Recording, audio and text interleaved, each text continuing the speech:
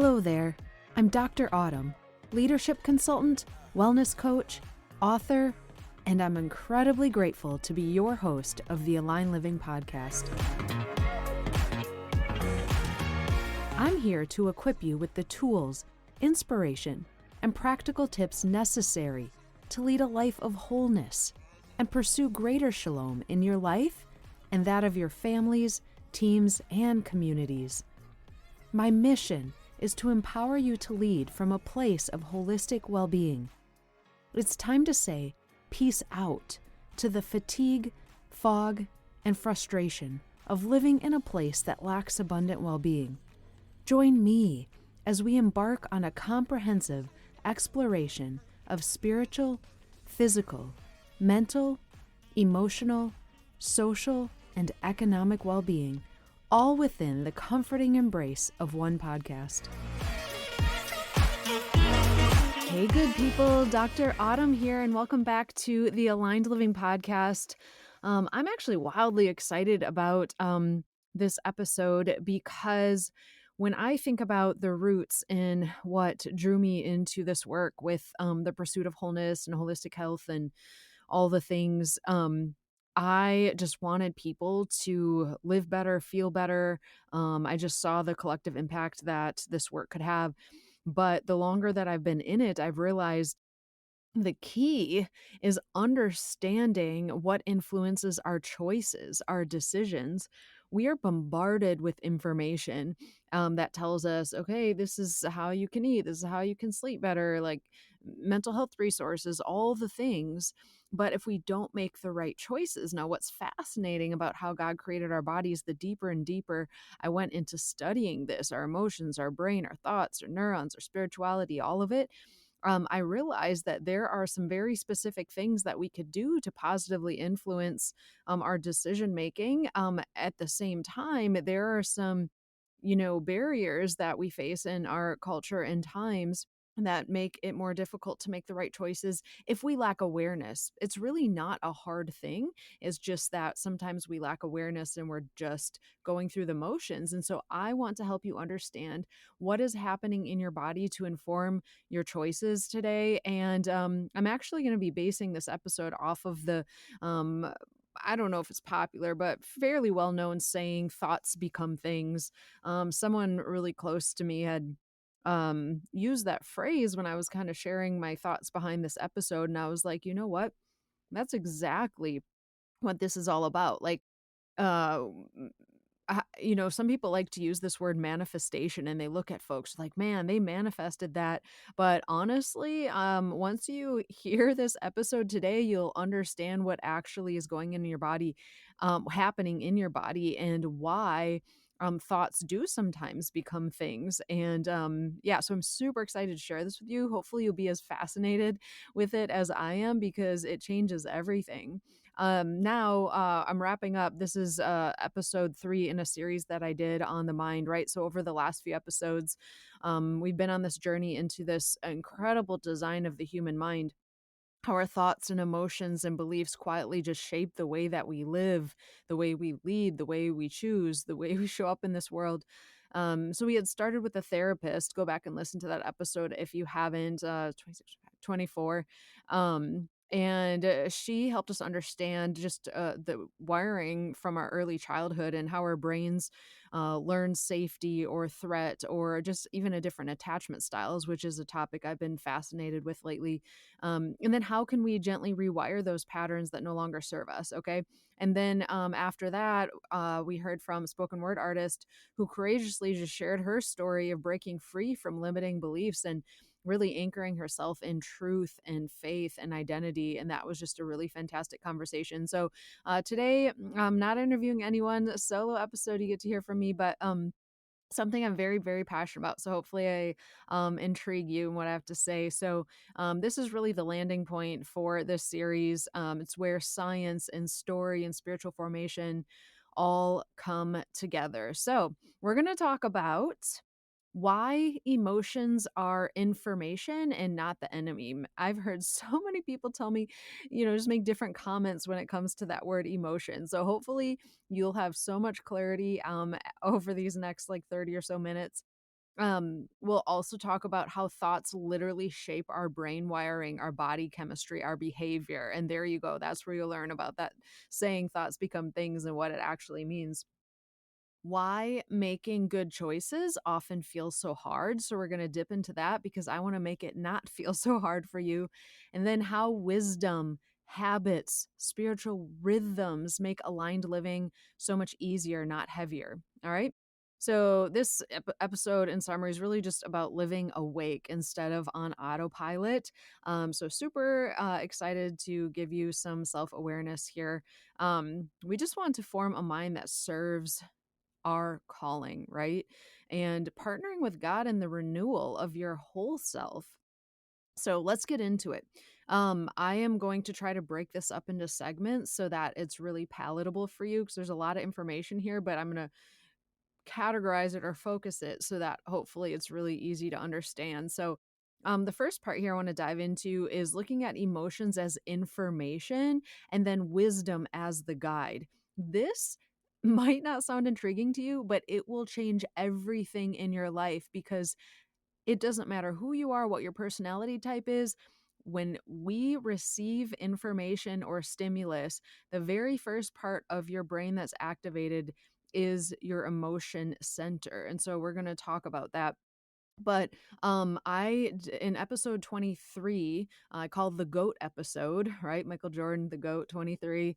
Most of you probably already caught that. No need to explain. But I talk all about wisdom as this spiritual discipline and this valuable characteristic that is way underestimated. So I'm going to share a little bit more in this episode how to apply wisdom to these different spaces. So yeah, just knowing that emotions are not the enemy, all right? Emotions are data. This was transformative to me when I understood this and started applying it to my life. Emotions are just signals from your nervous system, from your body and brain saying, pay attention, something here matters, all right?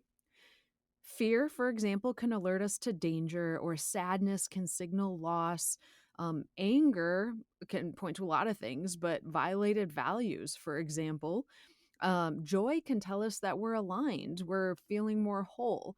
The problem isn't the emotions themselves, it's when emotions become the decision makers. All right. Without emotional maturity and wisdom, emotions could pull us into this reactive pattern. So if you think about, man, I'm here, but I want to be over there. Why am I not closing this gap? Again, it comes down to choices. And this emotional maturity and wisdom, this has everything to do with bridging that gap. Okay. If we get stuck in a reactive pattern, we're not going to get there. What are evidence of reactive patterns? Avoidance, people pleasing, defensiveness, impulsive choices. So just mull that over for a second. But wisdom asks the better question. What is this emotion trying to teach me? What do I need to understand about myself right now? Is it showing me something that I lack? Is this showing me a gap? Is this showing me something good? Like, what is this emotion trying to teach me? Now, the Bible actually, Proverbs, the wisdom book, well, there's a lot of wisdom in all the books, but this is named very clearly. It says, the beginning of wisdom is this: to get wisdom, though it cost all you have, get understanding. That's what we're talking about here. Wisdom doesn't suppress the emotion, it interprets the emotion. All right. I could imagine at least half of you listening to this have dealt with the suppression of emotions. Maybe all of you, not just yourself. I'm saying dealt with it, either you or somebody you know, a loved one, a friend who suppresses emotions and the negative consequences of that. So, wisdom interprets these emotions. It's information. When emotions provide the information and wisdom provides the direction, our choices become grounded, not reactive. And that's the beginning of peace as well, but we won't even go there in this episode. So part two, like entering, okay, post understanding emotions as information, exercising wisdom. Now, why do thoughts become things? Let's look at the science and the scripture, because God is a God of art, God is a God of science. Like how our bodies are wired, that is faith and science coming together. All right. So you've probably, again, heard this phrase, thoughts become things. And I know it sometimes could sound a little cliche, but it's actually very, very real science and deep biblical wisdom behind it. So I want to break this down for you in a few parts. First, understand that your brain is always rewiring. It's not like set in stone. That's what neuroplasticity is. You've probably listened to another podcast episode or seen this pop up in your social media feed if any of those topics are somewhat of interest to you. Neuroplasticity just means your brain is not fixed. Neuroscience literally tells us, I thought this was a cute little quote, that neurons that fire together wire together. So remember that, because all that means is that repeated thought strengthens a neural pathway. It doesn't have prejudice towards whether that thought is positive or negative. Whatever's repeated, that neural pathway is going to be strengthened. This is why they say you should hear like 10 positive things to every negative. So, for example, hope will strengthen that hope pathway, or fear on the other side of the spectrum will strengthen fear pathways. Gratitude, I'm a huge believer in gratitude. My hardest times naming things to be grateful for, that will strengthen your resilience. On the opposite end, rumination, mulling over negative thoughts, can strengthen your anxiety. All right. So, this is really what it means when we say thoughts become things. Like those neural pathways that, are wired, are producing something. But the good news is you could rewire them for those that aren't serving you well. So, what you practice mentally in your head, your thoughts, you're reinforcing neurologically. It's actually taking place physically in your body via neurons. Okay. Fascinating stuff. Very, very hopeful, by the way. Now, the other part, just when we talk about thoughts become things, the science behind it, besides neuroplasticity, in our bodies, we have a reticular activating system. And all this means is what you focus on expands. Now, you will never be able to look at something again, like something happens in your life and then you notice it everywhere. Now, you'll always remember this is your reticular activating system, because your brain has a built in filter. And that's what this system is. And it decides what information gets your attention. All right. Because we're exposed to, I don't know the exact stat, but probably trillions of stimuli, all the time, throughout the day. And so your brain's deciding what information is getting your attention. So when you focus on a threat, you're going to see danger everywhere. That's paranoid people become more paranoid. Inadequacy, like if you're feeling inadequate inside, you're going to notice rejection more. You're not going to notice the compliments of how amazing you are. You're going to notice the rejection. Now, same thing on the positive side, growth, for example, you focused on growth. Like this is going to be the year you're going to spot opportunity. All right. So this is actual physiological reality of your brain. I know sometimes we like to throw it out there as like, whoa, like I was thinking about this and then all of a sudden this happened. Well, it's actually your brain filtering things. This is your RAS. All right. Your focus trains your perception. And scripture, again, supports all this science, because in Philippians 4:8, it says, fix your thoughts on what is true and honorable and right and good. And it goes on, right? Because if God cares so much about us and loves us so much, he wants our life experience to be good. So we got to focus, our thoughts have to focus on the good. All right. Now, I'm not talking about toxic positivity. I'm talking about like, we, even in places of grief and lament, how we manage our thoughts and our emotions and use wisdom through good times or hard times, all will lead to a better life well lived, right? And again, because this isn't God says this to us not because we're ignoring our reality, but just because of this fact that focus shapes your experience. It just does. All right, so the third thing impacting this statement, thoughts becomes things, your brain chemistry follows thought patterns. Okay, so your thoughts actually trigger chemicals. And I've talked about this. Can't remember if it's a previous podcast episode, but in my course, so when you go to autumnsway.com, you can learn a lot more about my in-depth course and coaching options, which I intentionally made a very low cost because I want anyone and everyone to access it. So I go into a lot more detail about neurotransmitters and what impacts them. Um, and there's a lot more conversation about this now too, especially around dopamine because of our social media and all these addictive patterns that people are getting into. But anyways, I digress. Your thoughts actually trigger chemicals. Okay. So for example, hope and gratitude and connection with people. That's why we need people. Good positive connection stimulates dopamine and serotonin. Now, serotonin is super, super important for your overall well being. Mind you, serotonin does require good gut health to be produced. So it's not just your thoughts, your brain. It's not just the hope and the gratitude, but also you need good gut health. They work together. Dopamine, again, at healthy, sustained levels, it's really good for us. The problem is we can have too much dopamine or too little that has a very negative effect. So, hope, gratitude, connection. Chronic fear and negativity will spike your cortisol and adrenaline. Okay. So, again, your brain chemistry, what your thoughts are going to physically impact your body.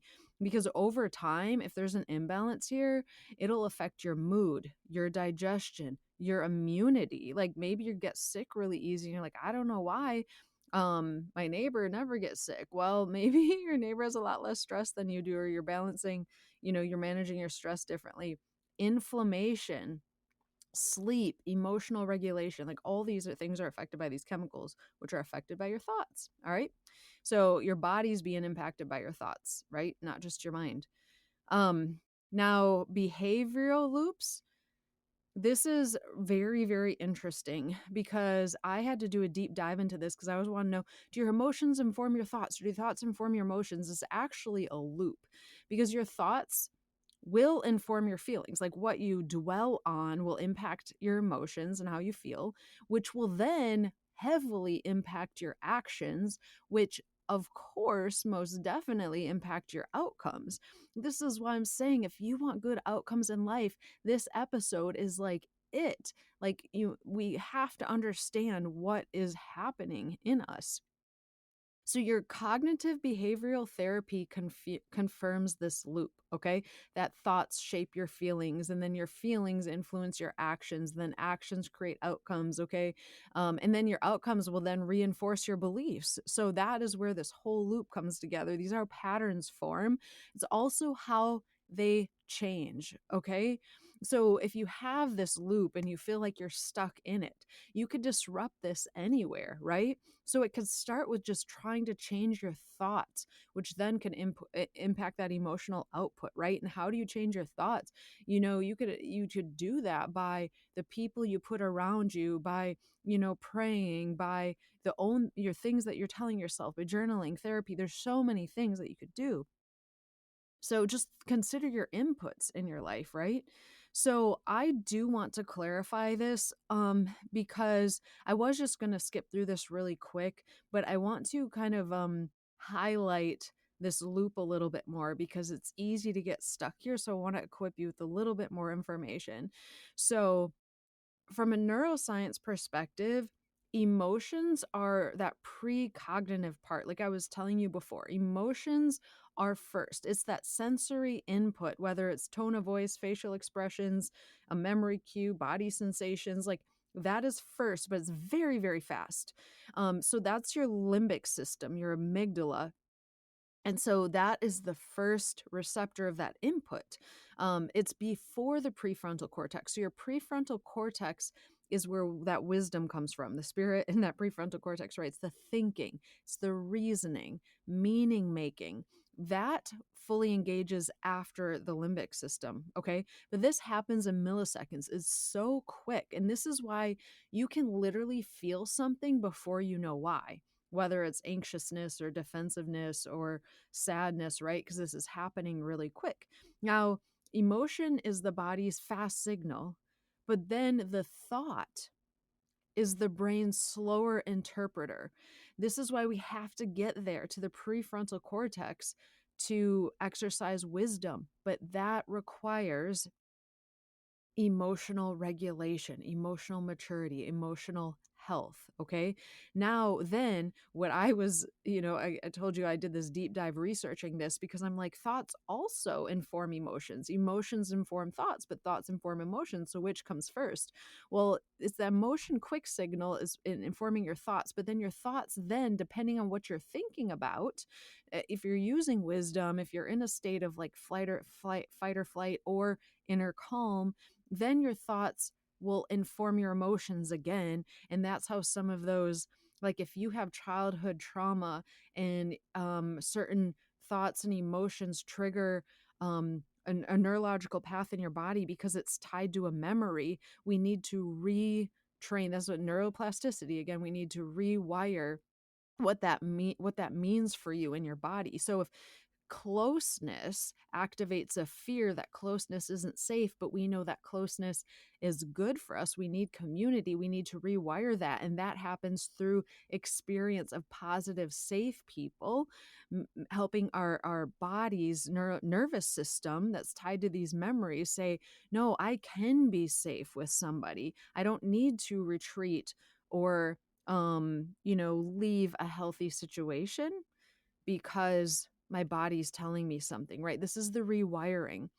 All right. So we process emotions before interpreting them. That's what happens. That's what we're talking about. So unprocessed emotions often leads to this distorted thinking, catastrophic interpretations, or super rigid beliefs like I'm not enough or this always happens, right?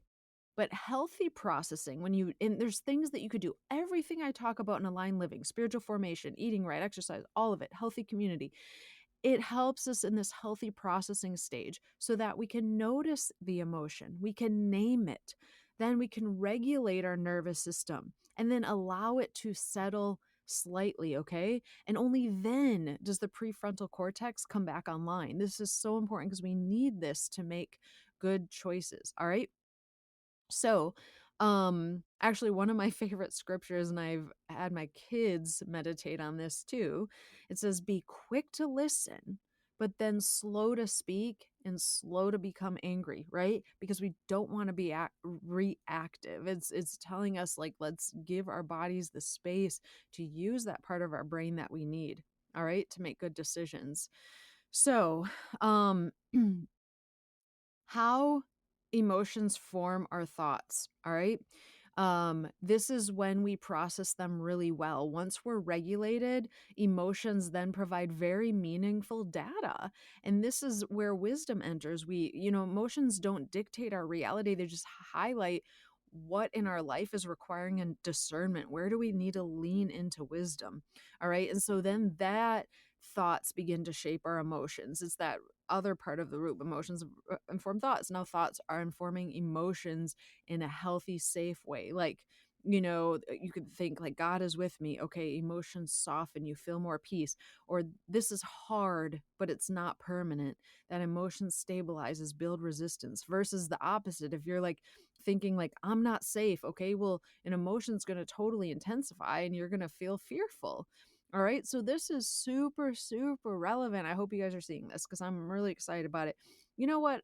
I made a realization that my podcast is really about equipping people to live life well.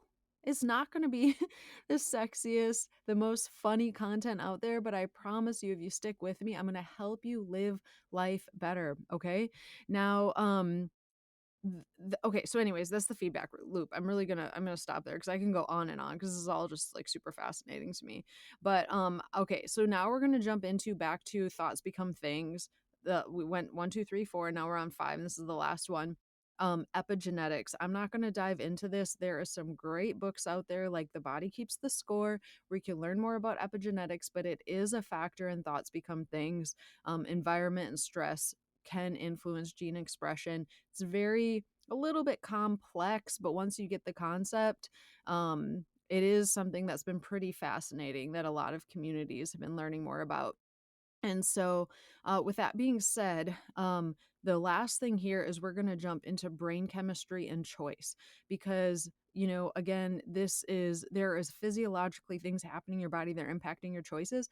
There's tiny shifts you can make in your habits, all the things I talk about in the line living that will help adjust your brain chemistry to support good choices. Okay.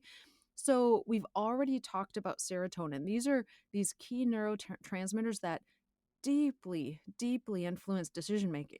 All right. Who would have ever known? We don't think about that. We just think like willpower, but stuff is happening in our body to help this because in my most stressful times, my lowest points, I didn't feel like doing anything, but I knew that I needed my neurotransmitters to be in a good place to support good decision making and help me start to feel better. So I did the things. I got in sunlight, went for walks, I prayed, I listened to uplifting music. I got around positive people, even though I didn't feel like it. I did the things. I did small things of productivity. I gave back. All right. So serotonin stabilizes your mood. It heavily impacts sleep and digestion. And low levels of it create irritability and depression and fatigue. All right. And this is just a tiny snapshot. You can learn so much more about these, but I don't want this episode to be too long. Dopamine, again, this is your motivation and reward neurotransmitter. But get this, too little, you'll have a low drive. But dopamine is that thing where you can have too much and that can lead to impulsivity or addiction. There's been a couple books released. I can't say good or bad because I haven't fully finished them, but I will let you know. But hopefully if I remember, but too much, again, constant scrolling or the access to drugs and alcohol or there's all these things out there that are giving us these high dopamine spikes. We're getting too much of it. So the impulsivity and addiction is a high risk of too much. And again, too little totally decrease your motivation. Oxytocin, I love this one because this requires people and community. Bonding, trust, and safety happen with good oxytocin levels, and it's released through connection, through prayer, through worship, safe relationships. Okay. Now, the habits that support healthy brain chemistry are good nutrition. So, healthy fats, I'll talk about that all day long. Get enough healthy fats, your omega 3s. Your leafy greens, super nutrient dense, also will help this. Fermented foods, again, that's probiotics and such because it's important for gut health. Movement from walking to strength training, everything in between, movement is great. Relationships, shared prayer, touch, eye contact, being in positive relationship with one another. And then spiritual rhythms, of course, gratitude, meditating on truths, worship, all of these things. Your biology is not separate from your spirituality. It's all part of your formation. Now, one thing that's really important to know, because I had a realization that I'm like, what? Like my body was in fight or flight for a long time. I thought I was good, but I didn't realize that my period in the rest and digest stage was a lot less than I thought. I was doing a lot of the good things, but I had a lot of stress in my life, and I needed to get super strategic about pulling my body into that parasympathetic nervous system space, that inner calm. Okay. So when stress is dominating, that's when your nervous system stays in this fight or flight. Okay. And wisdom won't thrive there. You have to bring yourself into the space of inner calm to access the clarity and the creativity and discernment, right? Lord knows we all need good discernment in our lives to have a life well lived. So, shifting to the rest and digest. What's so great about this is God created our bodies so that we could do simple things to pull us into that state. Box breathing's a great one. This is essentially just very deep breathing and grounded breathing. Um, Prayer and stillness. Consistent sleep rhythms, really important. All right. Then when you have a regulated nervous system, then you're going to make wise choices possible, right? And that's what this all is all about. Okay, so I wanted to learn a little bit more about how a regulated nervous system impacts the prefrontal cortex, okay? Because that is where we need to go to make these good decisions. So when the nervous system is regulated, that prefrontal cortex stays online. We can pause, we can discern, we can choose wisely. But when our nervous system is dysregulated, that's when our brain is going to quickly go back into survival mode.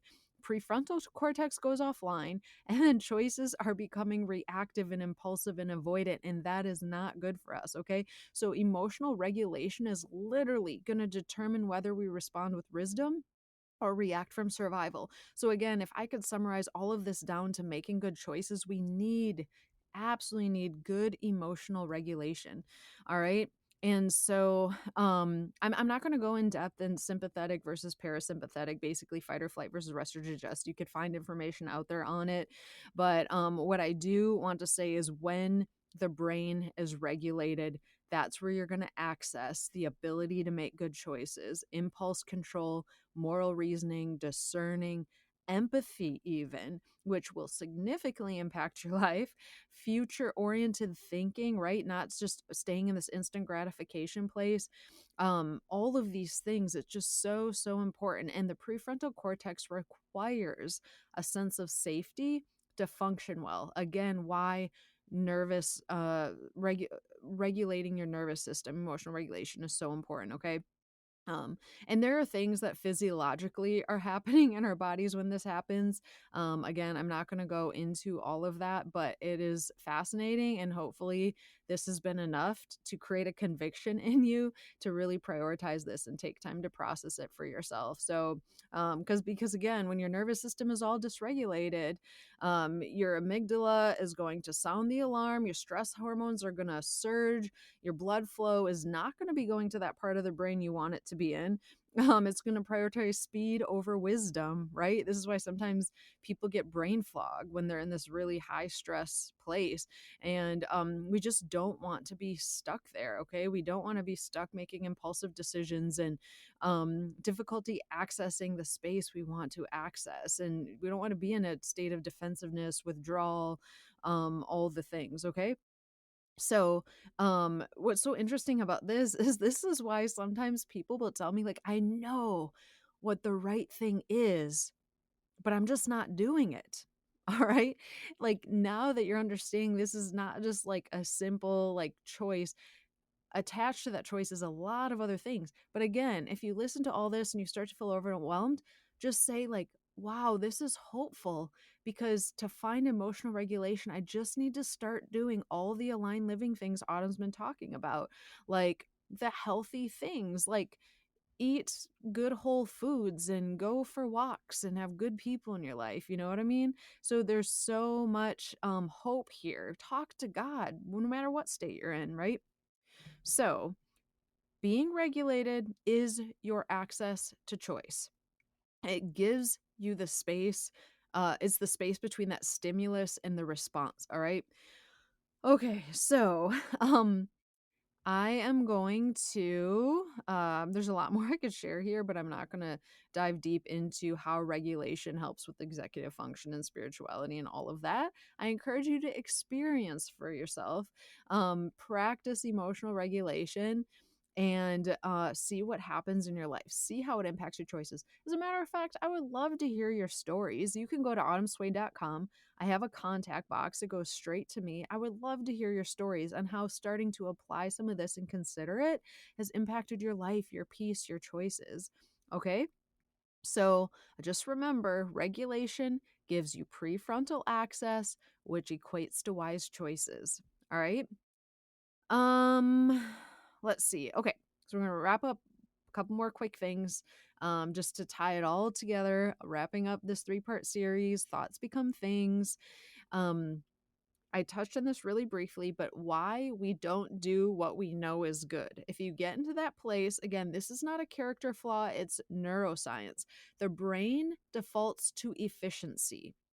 Familiar patterns feel safer than change.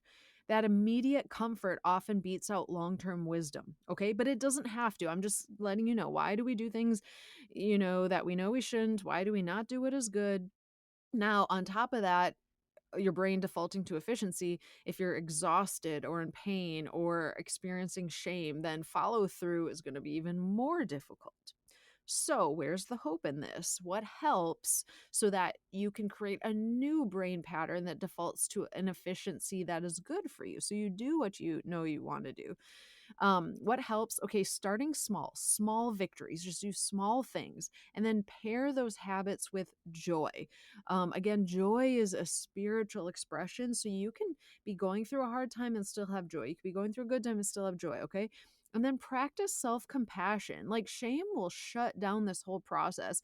Grace will fuel growth. And if you're having a hard time finding self compassion, call somebody you know that cares about you and they will start this process for you. I guarantee there are people in my life that I will, hands down, will help them find some grace for themselves. All right.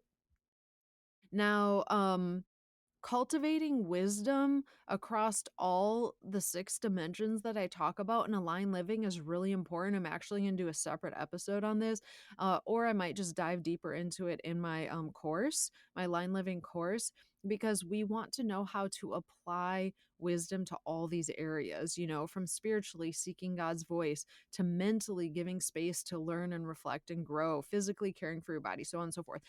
Make wise choices around all these areas, including people, your social life, including money, your economics, right?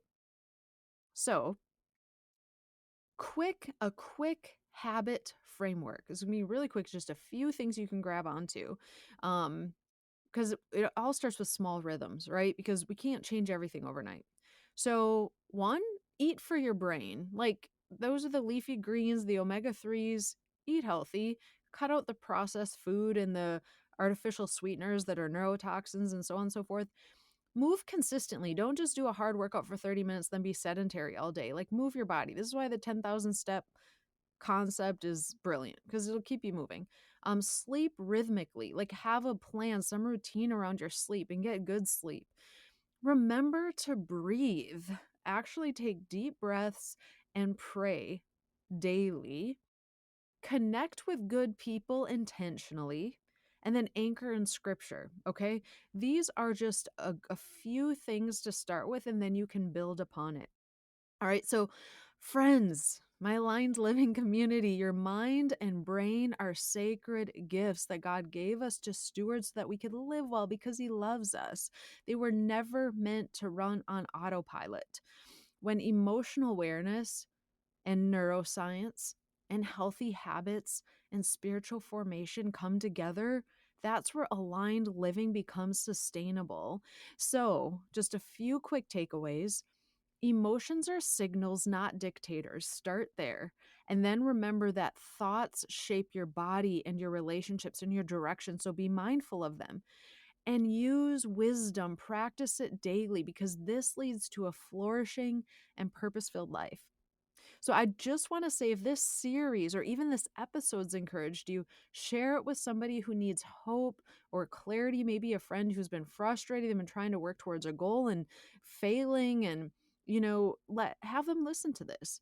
And if you want to go even deeper, again, you could send me your questions through my website, autumnswain.com, and I'll definitely be accessing those. And I do live coaching sessions in addition to all the lessons that I have up in that community space. But until next time, thank you for sticking with me. This is a little bit longer episode, but again, all of this comes down to choices, so I hope you are blessed by it.